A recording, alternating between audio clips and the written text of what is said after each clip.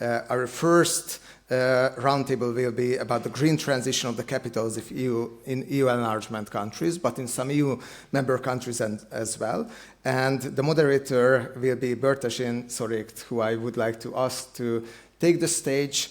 And the speakers are going to be Biljana Đorđević, member of National Assembly of Serbia, Borislav Sandov, former Deputy Prime Minister for Climate Policies, Minister of Environment and Water in Bulgaria, Tomislav Tomašević, Mayor of Zagreb, Kata Tüttő, Deputy Mayor of Budapest, and Erion Veliaj, the Mayor of Tirana.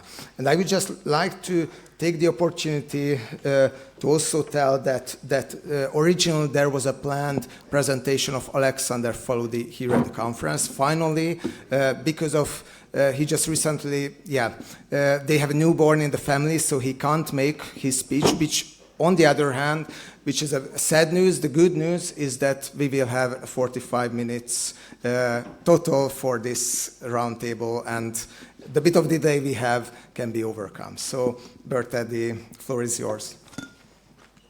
Good morning, everyone.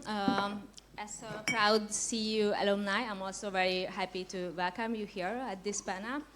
And I think it's a very nice, diverse panel, including both politicians from the local and national levels, also from different cities and countries in the region.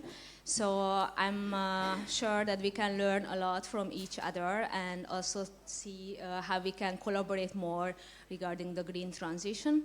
So my first question would be to Tomislav. I'm sorry to interrupt you. So, no, it's fine. So, yeah, Tomislav, I saw that you supported Budapest Mayor Gergely Karácsony in the spring in his fight to the planned so-called mini Dubai development in Budapest, and the plans involve building several skyscrapers and luxury apartments in a district of Budapest. And Tomislav, in your statement of support, you mentioned that a similar development happened already in Belgrade, but you managed to stop a similar development in Zagreb. So I was wondering if you could share how you managed to stop this development, given that these developers are quite active in the region, and you might be able to give some advice to the other panelists. Okay, first of all, good morning to everybody. I'm so privileged and happy to be again on the Budapest Forum. I think this is my third time, if I'm not mistaken, as the mayor to speak here. So I already feel like at home, almost as a domestic speaker.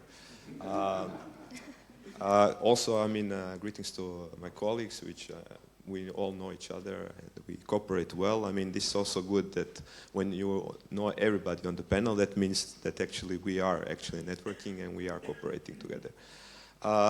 Yes, this was the support to the mayor of Budapest and to the people of Budapest.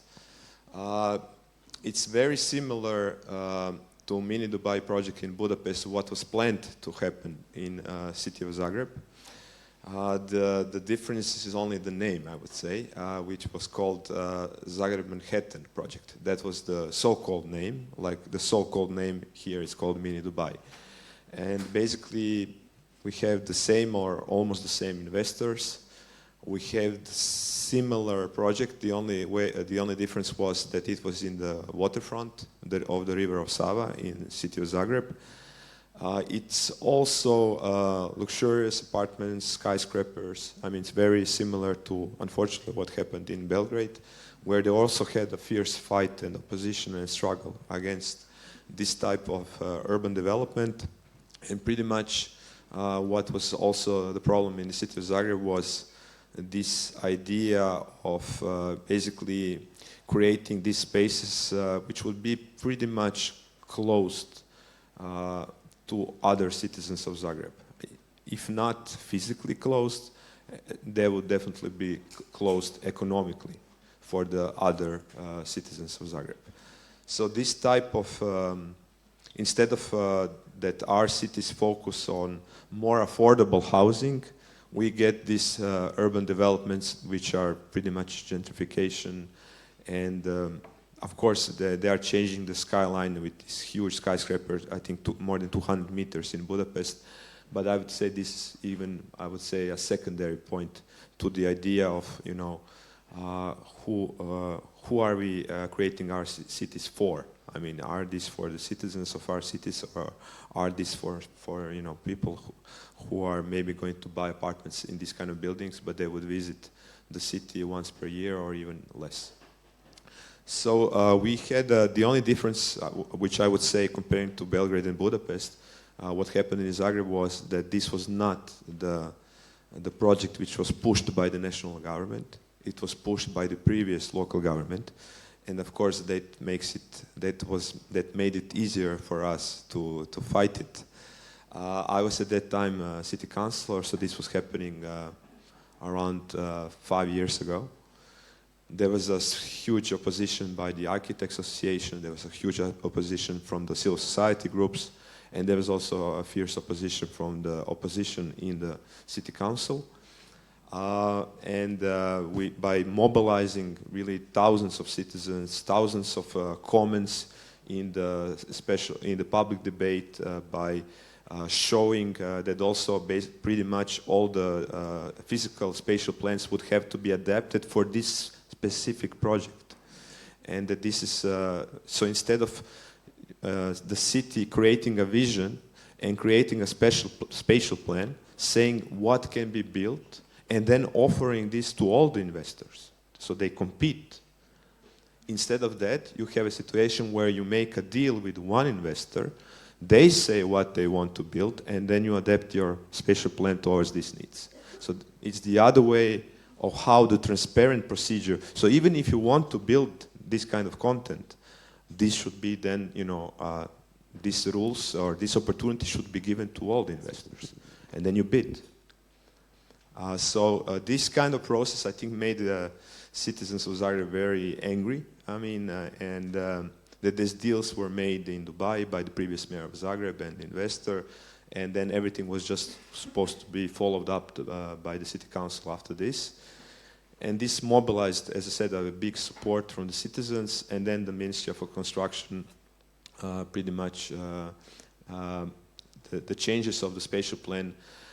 They found some legal mistakes, and then politically this was difficult for the coalition partners of the mayor to support that kind of plan. So they postponed it, but pretty much the first minute that when they postponed it, it was dead. Politically, it was dead spatial plan, and so we managed to stop this. And a few years after that, we have now a new government in the city. I'm the mayor already for 3 years, and we are doing things much different. Thank you.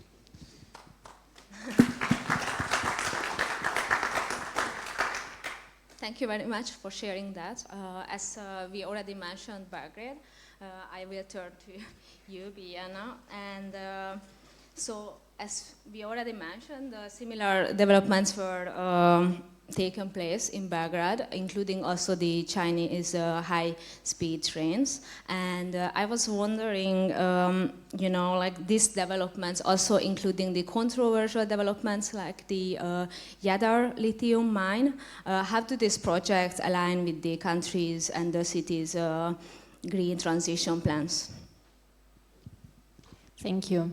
Well, I also want to thank the invitations, the organizers of this forum. It's a pleasure to be here, and I also hope that, unfortunately, this year we failed to have a green mayor in Belgrade, but hopefully one day we will join Zagreb and Budapest and many other cities. And unfortunately, we didn't prevent Belgrade Waterfront project, which we opposed on various reasons, including environmental ones. It's also on the riverbanks that were public and that are now, it's basically a huge gated community that eats up Belgrade, and entire development of the city is based on this project that excludes ordinary citizens. But this was, at that time when we opposed this, we saw this as something that will be a characteristic of entire government, entire development of the country. In the meantime, we created a Green Left Front as a party and became politicians. And the projects that you mentioned are similar in that regard. I first have to say, of course, we, as Serbia, has adopted various or signed various international climate treaties, and it has to align as a EU country, candidate country with legislation. So we do have climate goals in terms of fighting climate change and energy transition. It's in the document. Of course, it's not perfect, but it's there. But this is not a publicly communicated goal. It's not a political goal of the government. You never hear President Vučić talking about that. And oftentimes what he talks about, it's against these type of goals. And when it's in a document, it's never just energy transition. It's just energy transition. It's led by mostly a big corporation when it comes to, I don't know, wind parks, etc. And use of solar energy is very, very low and limited. It's not focused on citizens. So the fact that people are not including in planning, like they were not including in planning of Belgrade, that was the case with also not including community in terms of the project Jadar, and I will start with that first, because this is the project of the Rio Tinto company that has actually never done extraction of lithium. Very, very complex project, one of the most complex about the lithium extractions from the unique mineral Jadarit, which has only not just lithium but boron as well. And it was portrayed to us that if we have this project, then we will become a champion of green transition. Green transition that's not even happening for the citizens of Serbia, but basically mostly as a, and hopefully not, but this will be a soon decision in the European institutions whether this will be a strategic EU project. So something that citizens of Serbia first see as a project to increase, to help a German automobile industry, and maybe then, in consequence, fight climate change. But this also can be debatable whether this is the way to fight climate change with electrical vehicles only, and not focusing on public transport. So that's one thing. It's not for us. Nobody can afford electric vehicles in Serbia at the moment. But also, this is a densely populated area. Depending on agriculture, people fear that this will be pollution of the soil. It already has been polluted by the research done in the past 20 years. That also underground water will be polluted, that their way of life will be changed, and nobody asked them about that. And more importantly, I think what managed to get the solidarity of the entire country with the residents of the area is that we don't actually know what are the developmental goals of Serbia, whether there will be other mines, because there are allegedly more lithium deposits around Serbia as well. Maybe not like Jadar, but you know, so these are the fears. So citizens are not including in this planning, they're opposing it, they're very anxious and frightened about this. And maybe for the first time, you have actually people voting for the ruling party that are against the project that they're pushing. So I would say we here have a alleged conflict between environmental goals to protect our environment, our water, our land, our soil and air, and climate goals. But again, then I would say maybe it's debatable whether this is the way we fight climate change.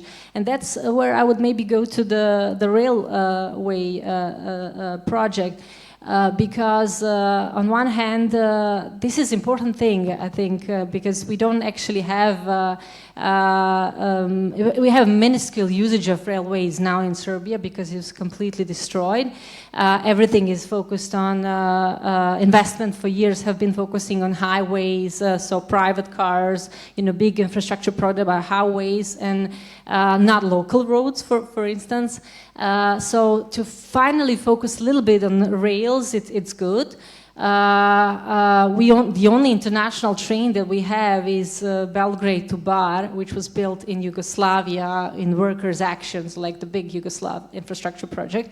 And also a trivia, the last train that left train station in the city of Belgrade, because of the Belgrade waterfront project, left to Budapest.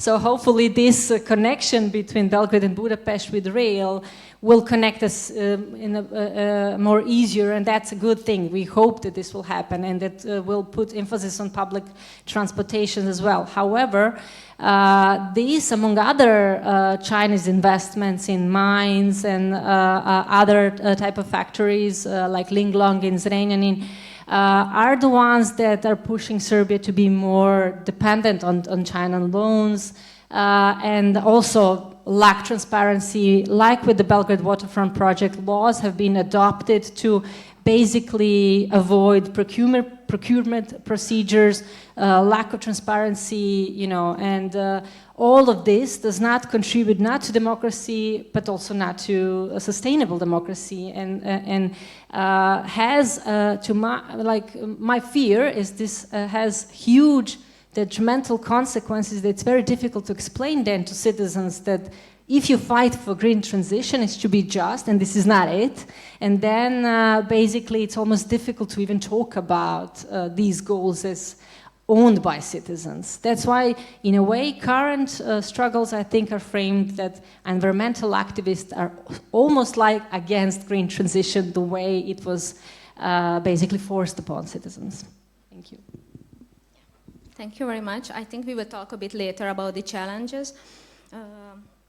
Now I would like to ask a question from Borislav. As both an environmentalist and a policymaker, can you tell us what are the most important environmental issues Bulgaria is facing, and also given the fact that the government continuously changes in Bulgaria, how challenging is it to advance green issues in the parliament? Thank you for the questions. Good morning, everyone, ladies and gentlemen, distinguished guests. It's an honor for me to be here with you. And this traditional democracy forum of Budapest, thanks to the mayor and all the organizers, is a good point to discussion and to share opinion and also good practices. It's a super electoral year. This year, you know, we already talked about, for Bulgaria, it's just another super electoral year, as we have two elections, parliamentary elections this year, as it was the same last year and the year before. So for the 3.5 years, we are going to have 7 parliamentary elections, which means every half a year we have elections. Of course, this is very challenging. It's bad for the institutions, because when you have a new parliament and new government, some of the procedures start again and again. Parliament itself, in order to construct the parliamentary commissions, etc., need time. So you almost done it, and then another elections are coming. The reason for that is basically, and of course, unfortunately, the consequences is the populism and the raising of the far right, which somehow is making impossible to construct a good majority without the far right and without populist parties. But at the same time, due to the fact that there are so many elections and parties, especially when elections are already settled, like the next are on 27th of October. So in the parliament, they're not talking about reforms, they're not talking about the needed legislation, but they're using as a platform for, you know, pre-electoral speeches and populism. And when you see the budget of the state, this is a reflection of the same, like a lot of populism. Fortunately, this not affects in a bad ways the economic situation of the state, and the social consequences are not too bad. Some of the stakeholders in the economics sector, like business owners, etc., they're even saying it is good for the economy, because when there is no stable government, there is nobody to push them and to try to corrupt and, you know, etc. So, so there are some good consequences of this political crisis. We are having economic growth of average 3% per year, which is even higher than the average of the EU. We are having historically low unemployment rate of 4%. So from this perspective, we are in a political crisis, but this is not a crisis for the state. It's just for the political parties mainly, and for some of the institutions. I'm going directly to the question. Sorry for this introduction, but it's needed just to understand what is the situation in Bulgaria at this moment. So when it comes to the green successes, I was part of 2 parliaments and 1 government in that period of time of 3.5 years. As I also served as a deputy prime minister for climate policies for 7.5 months, which is as its own a success in a way of green transition for the state, because it's a recognition that these kind of policies are needed and they have to be prioritized. So it was for the first time when a minister of environment was also deputy prime minister, and not just signing silently the environmental impact assessments and talking about the beautiful nature.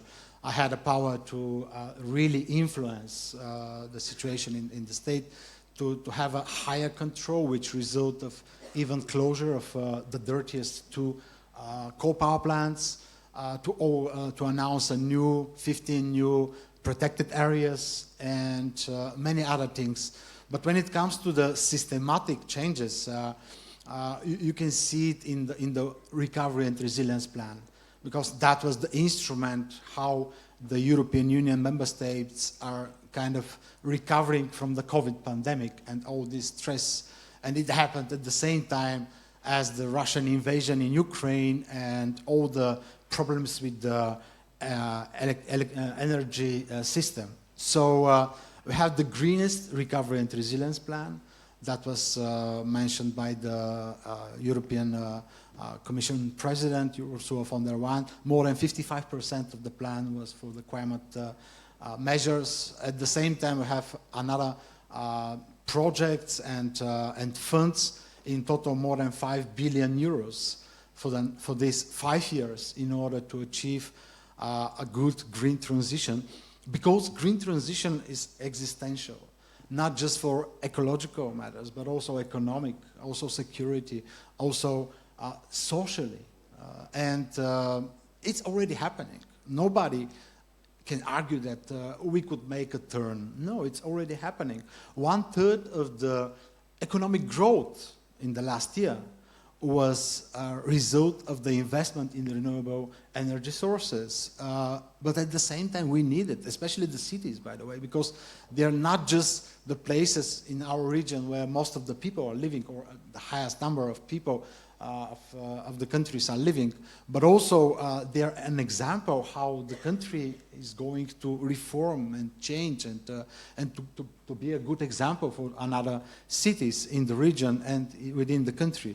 So you know that Europe is warming twice faster than average for the world.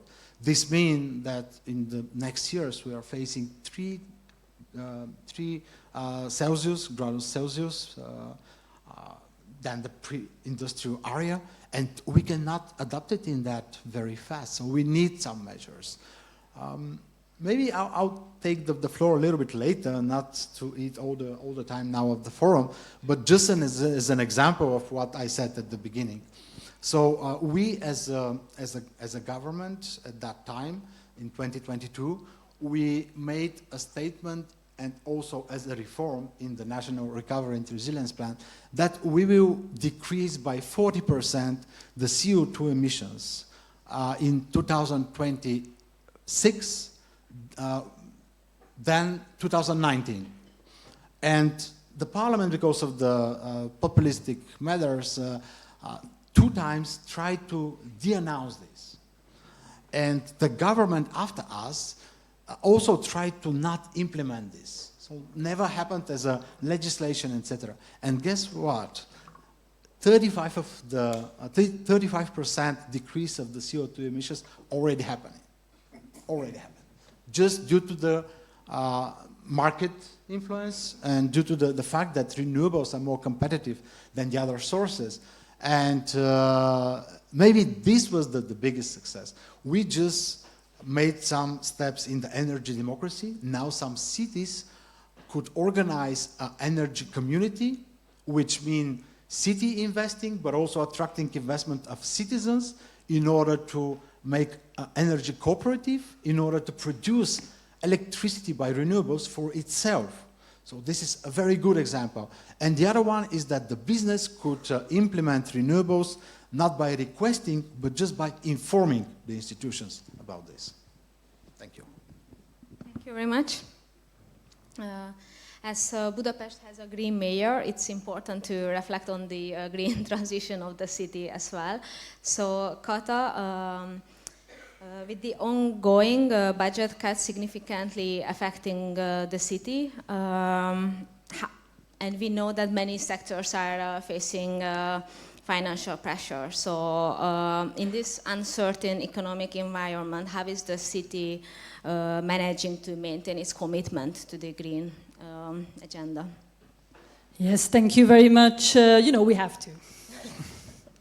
Okay, reality is always a little bit different, but for EU countries, we have this very strict framework. All of the states agreed on one thing, to be continent to become climate neutral by 2050.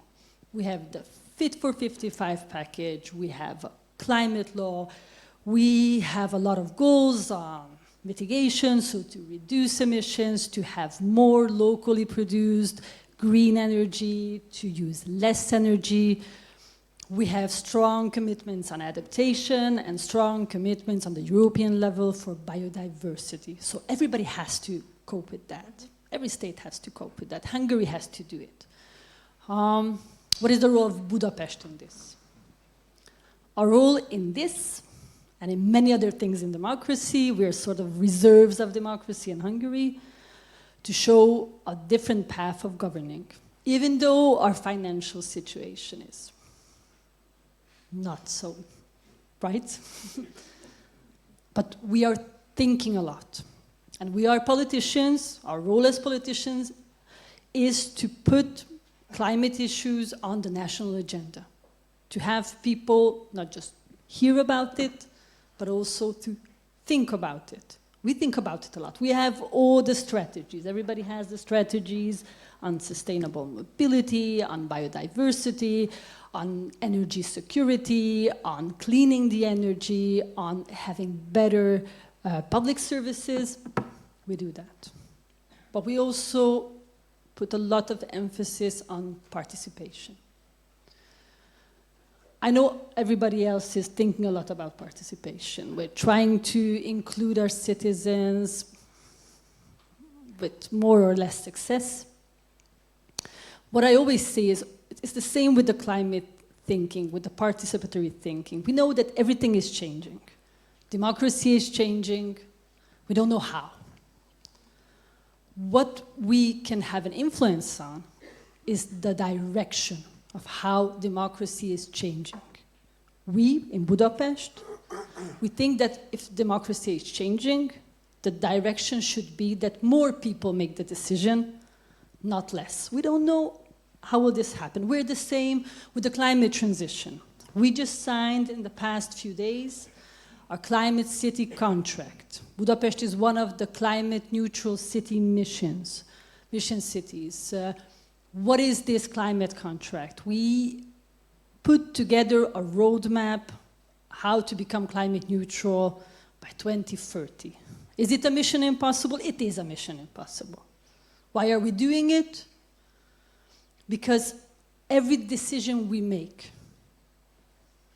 on budget, on roads, anything, we have to see that this decision will put us in the direction we put on this roadmap.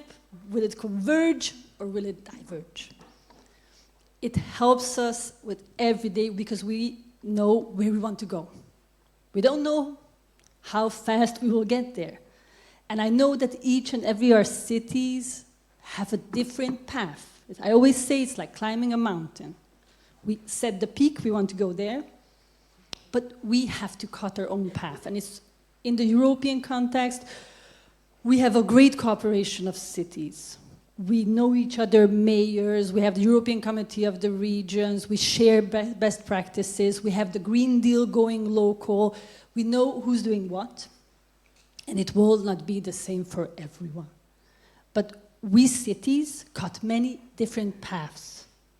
And I think that is the way to go on. This is why I really believe in local democracies, in strengthening local democracies, because it's not one way to go. There's a lot of innovation capacity, because there are a lot of gaps, financial gaps, innovation gaps in becoming climate neutral as a continent.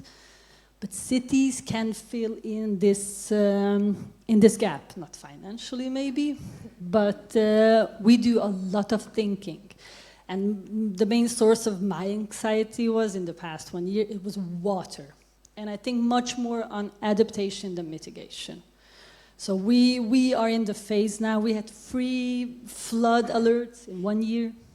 Before that, it was like 10 years ago.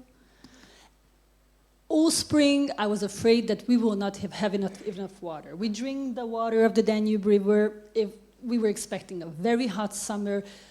All the snow from the Alps disappeared. More than 100 million Europeans drink the water reserves from the Alps. And there was no snow in the Alps. We had no idea if there will be enough water in the Danube to drink it in the summer. And then a flood came in June. And now another one, and it's impossible to build capacities for all the extremities. So we're doing a lot of thinking and sharing. Thank you. Thank you very much. It's very good to hear that you share a lot of good practices with each other. So, Erion, the green transition is a key aspect of the EU enlargement process, right? And I'm sure that Tirana is doing a lot of things. So could you share what Tirana is doing to advance its green transition and align with the EU standards? Thank you very much. I'm flattered that the green transition is the first session. It beats the session on the role of the church, the Russian aggression, and who is eating cats and dogs in the US election. So it certainly speaks volumes of the importance of the topic and the hierarchy of priorities, so I'm delighted. But I'm also delighted to be with the 2 wonderful friends, Mayor of Dubai and Mayor of Manhattan, the super mini cities that we run, and the grotesque, sometimes, context that we have to run our cities. But on a serious note, a major congratulations to Gergely for his epic re-election. I told him this is definitely Netflix material, so it's a matter of who's going to copyright it first and then start producing shortly. Hungarian politics are never short of drama. But congratulations. And actually, I wanted to take one moment to reflect on what Gergely said, because I found it fascinating. I'm not a mayor of a Green Party. I'm socialist. No one is perfect. It's okay. But you know... All right, but you know we have 2 Green Party mayors and some socialist friends. But what I appreciated in what Gergely said in the opening remarks, which I think was the key to his phenomenal victory, difficult but phenomenal victory, is that sometimes we allow a lot of the issues to skip our agenda because someone else has copyrighted them or branded them or monopolized them. So, for example, he spoke on the issue of security, of running cities where people feel safe. And somehow we have come to a silent agreement that this is a conservative matter. You land in Budapest airport and it says, welcome to family-friendly Hungary. You know, me and my 2, co-workers who came here, the first thing we checked this morning, whether our kids went to school and whether they were safe and whether, our partners at home, had a good night. We're also family-friendly. And somehow we have let a lot of the issues skip the progressive agenda. So we're seen only as sort of, green, tree-loving people, which is true. We do love trees, and we do love green, and we do love to have fresh air, and we don't like the toxins in the environment, but we also love our families. And, you know, some of us also go to church. And we definitely want our cities to be safe. So I think that particular remark made me think that us progressive should not allow certain agendas to be completely hijacked and monopolized by the conservatives, which is I think a terrible mistake we've done in the last decade by allowing populists to literally march over some of the topics that are very dear to the left and to the green and to the progressives. So that was my remark on that, and thank you, Gergely, and congratulations again. On the issue of the green transition, I was very happy to see, together with my wonderful friend Tomislav, that Tirana and Zagreb were ranked top 10 green cities, green capitals of Europe, according to the European Environmental Agency. So, you know, we run two small cities, almost the two little engines that could type of story. But apparently it is possible. It is possible to come, you know, we used to be the Pyongyang of Europe, the most isolated country in the world. We used to have one Malev flight a week with Marxist-Leninists already vetted in Budapest before they actually came to Tirana. And how such an isolated country and such a brutalist capital of that country could actually catch up and keep up, not only with the green agenda, but a lot of the modernization efforts, I think is an example that any country can do it, and any city can do it. And even, you know, when it really feels dark, usually the darkest hour of the night is right before dawn, it's right before the sun comes out. And I think a lot of the gimmicks and the changes that we've done in Tirana could be applied elsewhere. Now, some of it is inherited from our past. So Albania has 99.9 green energy production from the waterways. Now, this was not part of progressive politics. This was part of Enver Hoxha's psychopathic dictatorship, being isolated and working with China to do water dams. And because we only know how to do water dams, we never did thermal or nuclear or coal or fuel or gas. And even, you know, from the transition to the capitalist system, because that's the only way we know how to produce energy, we kept doing it, even with the private sector. Now, that oftentimes comes into collision with other green agendas. You know, Albania boasts the last remaining wild river in Europe, untamed river, Vjosa, not like the Danube, which is tamed and still it's acting aggressively. But, you know, the effort of our green movement and volunteers, even though a previous government had given a concession for green energy because it was, you know, water dam, we said, well, we can have both. You know, we can maybe cancel this deal, keep the last European wild river, and still be able to produce energy, maybe in other sources, I mean, maybe in other locations, and still not forfeit the future. You know, it's a matter of how you see these things. I think for Gergely, Tomislav, and I, we don't see our cities as an inheritance from our predecessors. We see our cities on loan from our successors. You know, we've loaned these cities, these places, this location, these countries, these territories from our children. And they are on loan to us as managers, so we should leave them in a much better position than we did before. I was inspired by Carlos Moreno, who happens to be here, and a great mentor to all of us. And we said, well, look, you know, if he could inspire the city of Paris, he could definitely inspire Budapest and Zagreb and Tirana.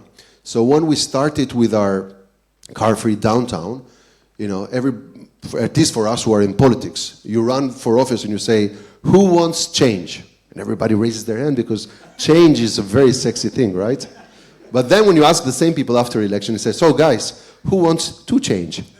And everybody puts their head down, you know, I have him change first because I'm a bit more... So we all love change, but when it happens to other people, we don't love to change. So 90% of the people at the time were totally against the car-free downtown. We have a communist mayor, he's taking cars away. Again, like Enver Hoxha, you know, we were denied private property for 50 years, and now he wants to take them away. But long story short, it was not the usual way of the think tanks and the focus groups and the great advertisement. He was actually using some unusual characters. And in our case, it was children who convinced their parents that this was the right thing to do. because we are so obsessed about focus groups and polls, which means we are obsessed about what voters and taxpayers think. But are voters and taxpayers the only shareholders in the city? And since our cities are on loan from our children, well, maybe they are also shareholders that should have a say. So when we were organizing our first car-free days for kids to participate, and parents were giving us the middle finger, both metaphorically and physically, it was the kids in the dinner conversation who said, but, you know, Mom, do you remember that bike you bought me like 5 years ago that I could never use? I used it for the first time in the car-free day. And Auntie, you know, do you remember the rollerblades you bought me for my last birthday? This was the first time I could use them. So eventually, all of us, we realize this, even in this panel. We're all suspicious of politicians, right? But no one is suspicious of their own child. No one. You don't suspect your kid. Oh, okay, eventually you do, but at an early age you don't. So if it's the mayor saying, but you know, he's like a greenwasher, so he's going, of course he wants cars away.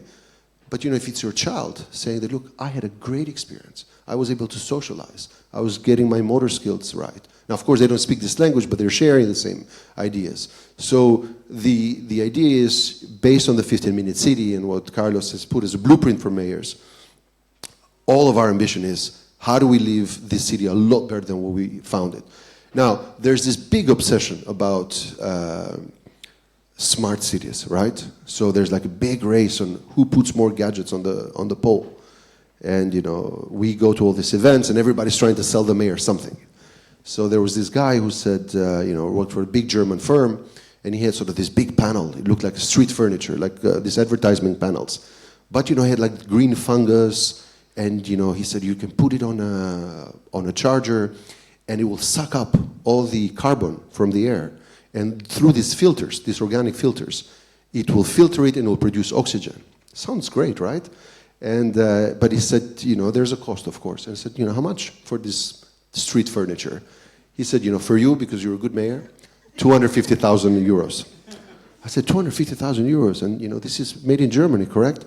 Because I said, you know, we have something in Albania that does the same thing. It sucks up carbon, produces oxygen, and we call it the tree.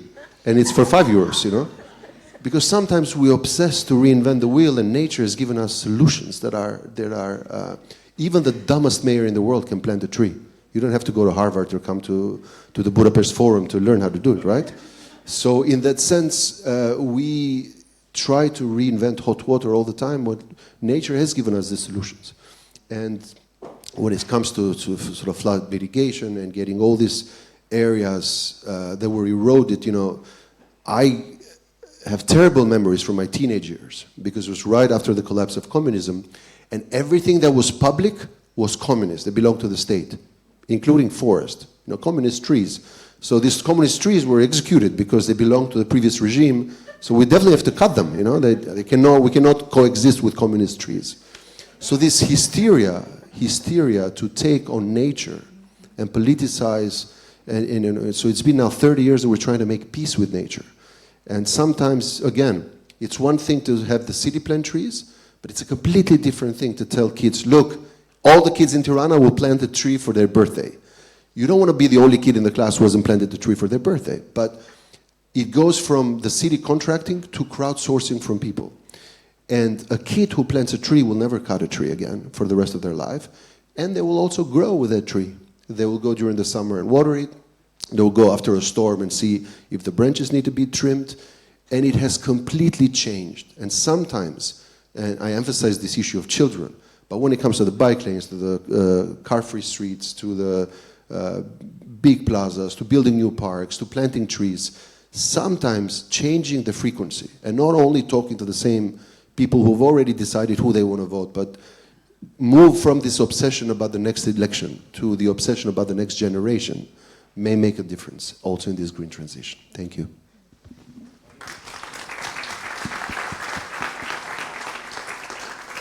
Thank you very much. I would like to inform the audience that we will open the floor later if we have some time. So just start thinking about any questions that you might have for the panelists. So now I would like to give you the opportunity to reflect on each other and also maybe share some ideas. What are your priorities regarding the green transition for the next 5 years? Would you like to start?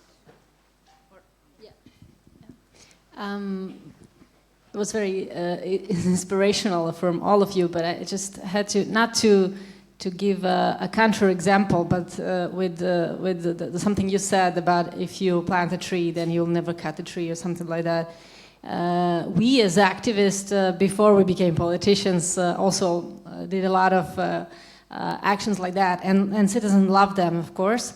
But oftentimes the tree would die, you know, nobody would take care about that. And also, unfortunately, because this was successful, we had extreme right-wing, even neo-fascist groups trying to emulate the same thing. So at some point, everybody was planting trees, but we had less and less trees because overall policies of the mayors, including the current one, is more concrete and less trees. So that's certainly one of the, I mean, you have to win power, of course, for that, but you can still raise this issue, and I think citizens all know this, but still this keeps going. They keep winning elections or stealing elections.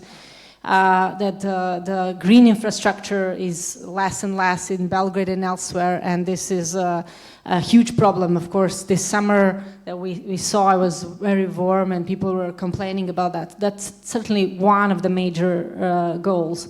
And the second, I want to be shorter to give time to all the panelists, is just to follow up on where I ended in the first round, to democratize and focus energy transition on citizens, to make them more, you know, energy citizens, more active, and not just recipients of the basically plans that are corporate-driven, profit-driven, and just legitimized as green transition. And that's certainly, you know, the case in Serbia. We have only about 3,000 prosumers right now. Citizens are more interested than this actually legislation allows them, and gets complicated for them to do this and to be participants of this. And we are oftentimes afraid that even projects that are now done, very expensive, not transparent, but still required, like with communal infrastructure, with wastewater treatment, that this will be privatized after, built with loans taken from Chinese or elsewhere. So in a way, involvement of citizens in this process gives them ownership, and then they will fight for this. And of course, coming from a country that is no longer democracy, that democracy is priority goal, even for having a more ambitious climate goals. So I'll stop here because I see that we don't have enough time. Thank you. Also, I'd like to just reflect to some of the things that were just mentioned in the previous session. Very inspirational, by the way. I know that being not personally, never been in the local authorities, but mayors, they're facing at the same time the legislation and all these priorities from the top to and then talking with the people and facing directly such kind of implementation challenges and all those. Just I'd like to say something, because also the panel is green transition of the capitals in the Southeast Europe. Just to underline something very important, as we always talk about the needed transition and the goals, but just we have to know that there are some big, very major producers of pollution that could be easily removed and just replaced by something else. And this is mainly in the energy sector. And capitals are using a lot of energy, like for the institutions themselves, and all the public, authorities and companies, etc. And still, the energy sector is the biggest producer of GDP. And the facts are very, very clear. The first steps for the green energy transition are on a good price. We are decreasing the CO2 emissions by the energy sector, and at the same time increasing the GDP, just because they are not economically feasible. Nowadays, it is the best competitive when it comes to price and efficiency is the renewables. What is needed is to balance the grid. So it means that you need batteries, which could be also natural. By the way, in Albania, you could use some of the dams as a nature batteries. And just to add more solar in this. Just giving you numbers, like my own country, Bulgaria, we have reduced the CO2 emissions by 1990, when the democratic changes started, 3 times. So no, we increased the GDP 3 times, but we decreased the CO2 emissions twice. So it means that it is possible. Like on the year of accession in the EU, we've been increasing the GDP by 50%, and since then we increased 100% the GDP. And the emissions almost the same, so it is possible. And a lesson that could be, and this is something that I recommend to the mayors here, very recently in August, there was this session of the IPCC. IPCC is International Panel for Climate Change. It is an institution that was created in 1988 by the World Meteorological Organization and United Nations Environmental Program. So it's not directly related to the Climate Change Convention, the United Nations Framework Convention on Climate Change, but it is the advisory board. So there was a session in Sofia in August as a compensation of the blockage, because this year COP29, it had to be in Sofia. And it was my initiative of candidacy, but then Russia blocked. And in these negotiations, you need a consensus of the group of the states, in this case, the Eastern European states. So Russia blocked us for this, but as a compensation, we had this session. So in this session, 61st session of IPCC in Sofia, there was a decision of outline of the special report on climate change and cities. So it will be ready in 2027. So unfortunately, this is just the outline. But when you look the decision and when you look the structure of this special report, you're getting a lot of thoughts about what it is needed to be done and where is the focus and the priorities in this. And also something very recently, yesterday, it was announced the structure of the European Commission and the candidates for the European commissioners. So look on the structure, look on the portfolios of the vice presidents. So we are talking about clean, just, and competitive transition. Look on the sectors, and you see that this is already happening. We need to adapt. For the cities, this is crucially important, because all the heat waves are, the cities, the capitals are facing even harder, the heat waves, due to the fact that there are so many heat spots or heat islands in the cities. This is something we should reflect. All the capitals, I think all the capitals has rivers, so floods are something that should be faced, and there are so many nature-based solutions for the climate adaptation. And this is also very important, just to look first on the nature-based solutions, like the trees, not the technologies. It's not that we don't need technologies, we need it, but when you have a nature-based solutions, it's better to use it.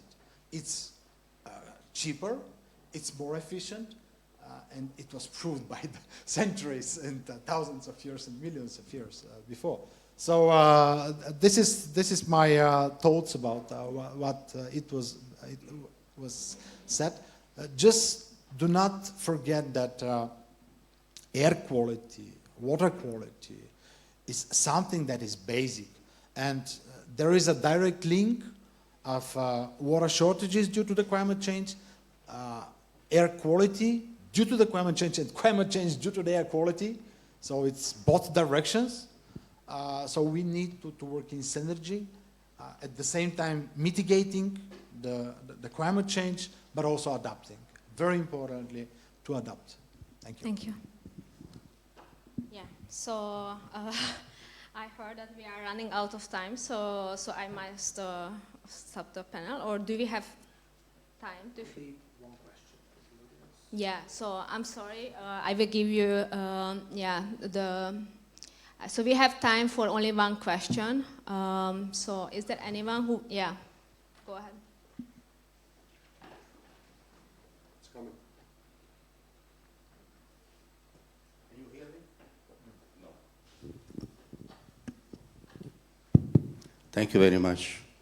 I simply wish to remind you that from the late 1980s, all these countries, not simply in Southeastern Europe, in Eastern Europe and in Central Eastern Europe, were called transition countries.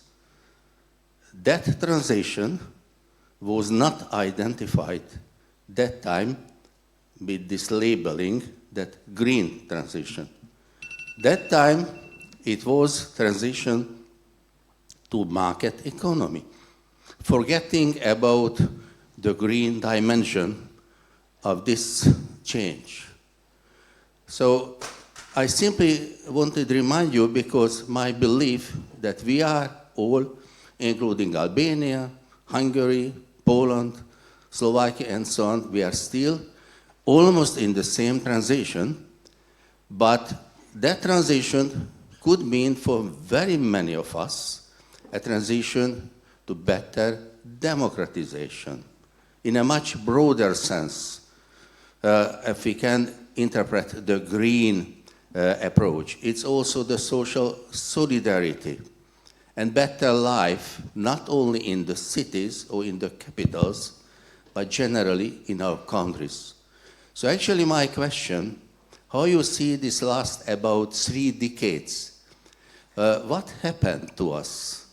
We slowed down, we lost our dreams, or we can simply also waiting for a new generation to go back to the realization of those dreams from the late 1980s, early 1990s, which cannot be obviously done only by the efforts of the green mayors and the green movements.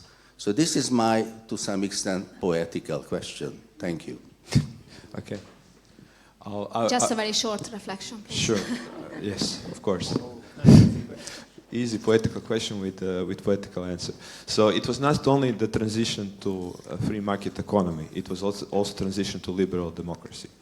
And in my mind, a green transition is what we are doing, and green transition is what cities are doing. I think cities are the champions of green transition, and they are much more quicker in this than the national governments. That's why we always advocate for EU funds being accessible to the cities directly without the national governments as intermediaries, because we see what's happening, for example, in Hungary, but also in other countries. And in that aspect, I think what is crucial, and I want to follow up a little bit on what Kata said, is, and also what Erion said, is how we frame this green transition. This is crucial because transportation, when it comes to climate mitigation, is very conflicting policy. And you know, in Zagreb, when we changed one lane from 3-lane street to cycling lane, it became on TV news every day. Every day in main news, it was like counting the traffic jam on this street. It became a reality TV for weeks. That was 2 years ago. Last year, we increased the pedestrian zone. Again, the same thing. For 2 weeks in the main news, every single day. Reporting from the pedestrian zone, is it colorful or not? Is the drawing good or not? Etc., etc. But it's a very conflicting issue. But if we frame it, I think, more as an air quality, if we frame it more as a health issue, urban health issue, then, you know, I think we can, you know, we can cast the wider net. The same thing with the adaptation. I was running yesterday a night in next to the Danube River. It was a surreal experience. I've been many times in Budapest. I could run on the level of the water, next to the level of the water of this mighty Danube River. So I mean, the climate adaptation is all about safety. Therefore, you know, putting the narrative of safety and pushing for climate adaptation, adapting our cities to the climate change effects, and putting the narrative of health when we talk about the climate mitigation, I think it's also crucial. And also, just to take the opportunity also to congratulate Gergely for this victory. I mean, we met many times after the elections, and also I think together in Vienna, in Bratislava, we met. Every time when I asked him, he would tell me the different result after the elections, and the different number of votes every week, it would change. And it was definitely, I think the House of Cards, they stopped with another season in the US because the political reality became more crazier than the TV show, than the fiction. So I think, you know, definitely we would need, I think I would watch House of Cards of the Budapest elections because it was really an epic drama. And, you know, congratulate you for this, for winning, because as you can see, without cities cooperating on these agendas, we are much weaker. So that's why we need allies, and that's why I thank to the citizens of Budapest for electing you and your team for the next mandate. Thank you very much. I would like to thank my panelists. Yeah. It was unintentional drop mic. So yeah, thank you very much. I'm sorry that we didn't have more time, but thank you very much for also attending this panel.